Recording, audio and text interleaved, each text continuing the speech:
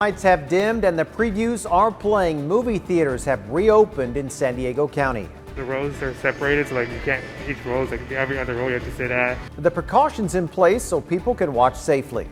A one-of-a-kind drone program at the Chula Vista Police Department hits a major milestone. The tools, they say, could help de-escalate situations. And a young San Diego woman makes history. How she and a group of teenagers are helping to shatter the glass ceiling.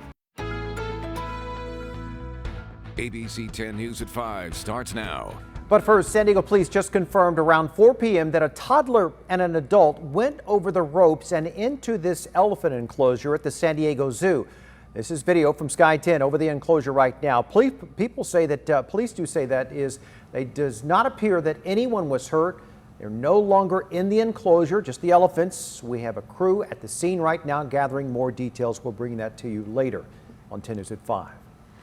Well, hot buttered popcorn, concessions, and the perfect seat. Movie theaters in San Diego County are open for the first time since last year. Good evening, I'm Lindsay Pena. And I'm Steve Atkinson. Our ABC 10 News reporter Jennifer Dela Cruz is live at the Town Center in Claremont, where movies have been running all day since the morning matinee. Jen.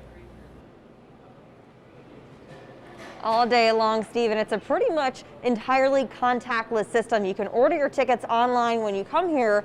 There'll be a gentleman here, you can scan it, and then you have the concession stand that has been open. Lots of butter has been popping, popcorn's been popping all day long, and they even get your drinks for you from the concession stand. So you pretty much don't have to touch anything, and all the people who've been here throughout the day tell us they feel very safe.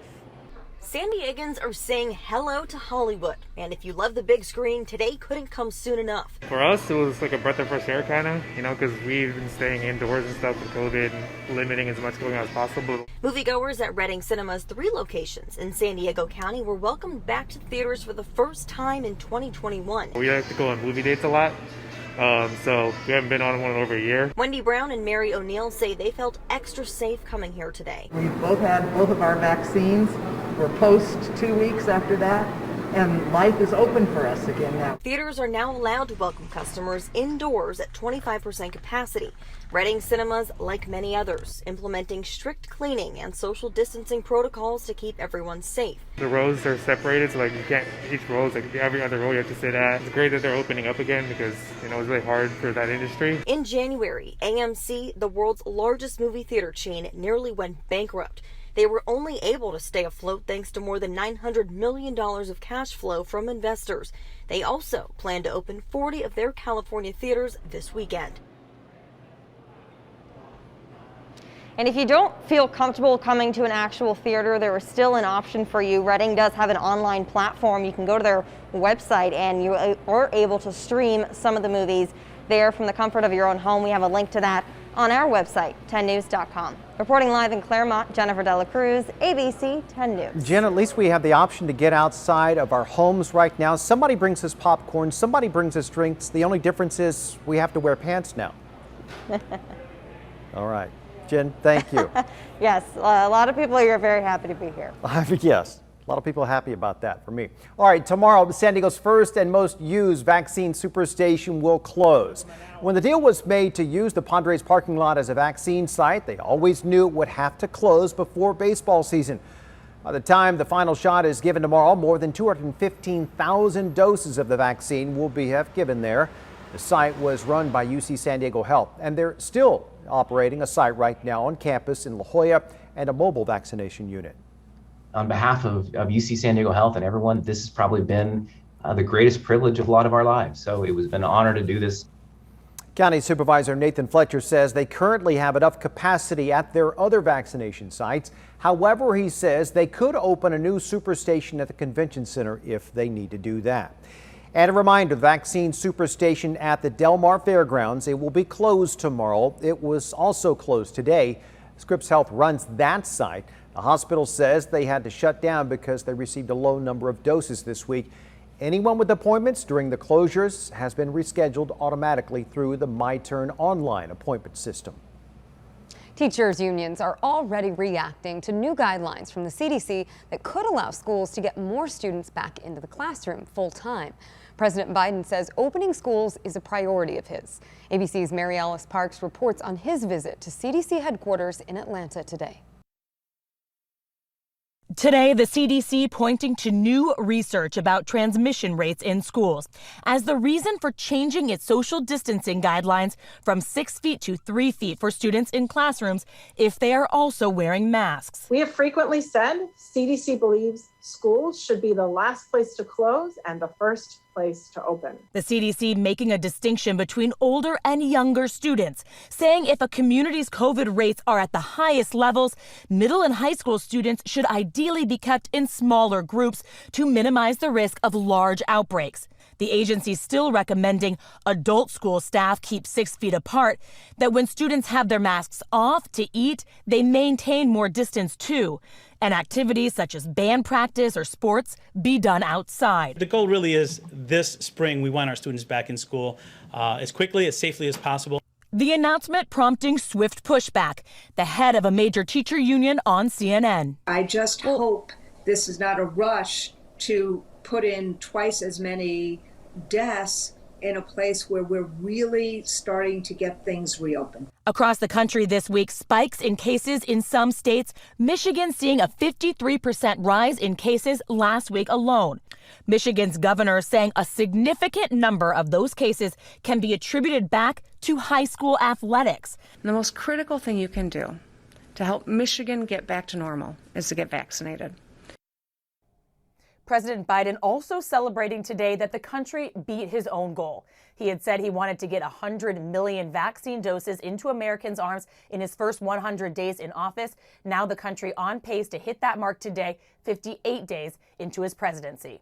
Mary Alice Parks, ABC News, Washington. Despite the new guidance from the CDC, the San Diego Unified School District says it will continue to follow the 6-foot rule for the rest of this school year. They may consider the 3-foot guideline in the fall.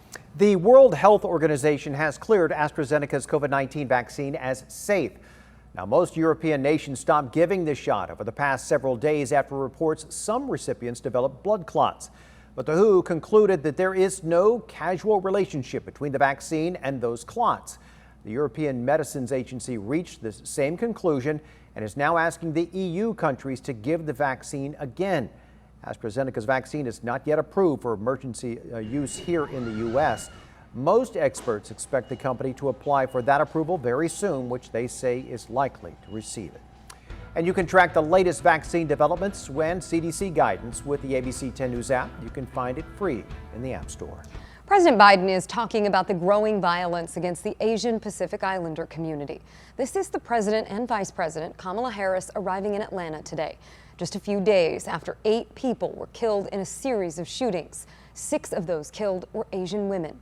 Newly released surveillance video appears to show suspect Robert Long entering the first location. Investigators say they could consider hate crime charges. We're going to allow the evidence to lead us into a logical conclusion, and if that is a part of it, then certainly we'll entertain that. Congress is also taking up the issue of anti-Asian violence, holding a hearing today in Washington. Several community groups in San Diego are also standing united with victims of hate. Our ABC 10 News reporter Rachel Bianco shares the growing calls to condemn racism.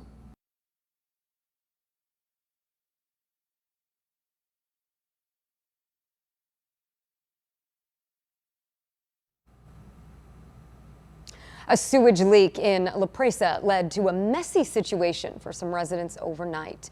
This all started around 9:30 last night near Conception Avenue and San Francisco Street. Residents reported raw sewage seeping from the toilets inside of their homes. That waste also formed a steaming sinkhole out in the middle of the street. At least one home was evacuated as crews worked to stop and fix that leak. We're told repairs could last into the weekend. The bidding process is open once again for the city's utilities provider. To win the exclusive right to use taxpayer land to provide energy to San Diegans, the holder of these new franchises will have to be a good partner in our effort to create a city that works for all of us. That's Mayor Todd Gloria saying that the city will begin accepting applications on April 16th. Now, currently, SDG&E holds the exclusive rights to provide energy to San Diego residents and businesses. The company's agreement was originally set to expire in January. Around that time, former Mayor Kevin Faulconer and the City Council opened a bidding process to seek new energy providers. But the only bid that came in, it was from SDG&E.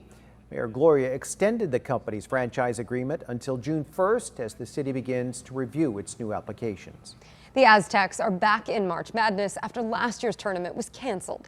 ABC 10 News reporter Cassie Carlisle spoke with a diehard fan about why he says this year is even more exciting. College basketball's playoffs, known as March Madness, tipping off Friday. We're back, baby. We're back. It's definitely quieter on the court. The San Diegans are cheering on the Aztecs from home. We lost a couple of games at home this year, which really weren't home games because we weren't there to cheer on our game. I guarantee you we would have won at least 2 of those games had we been there cheering on our team. Alumnus and fan Jim Kalb has been a season ticket holder for about 40 years. Matt and Jordan have really just done an incredible job just leading this team. You know this team like the back of your hand.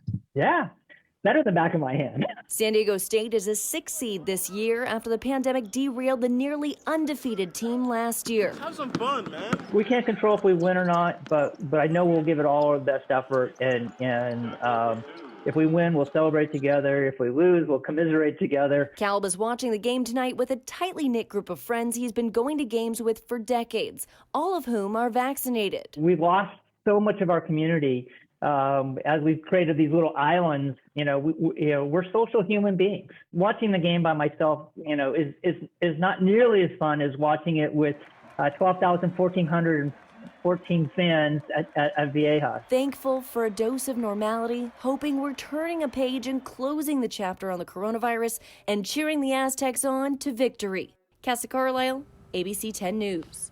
If the Aztecs win tonight, they'll play again on Sunday.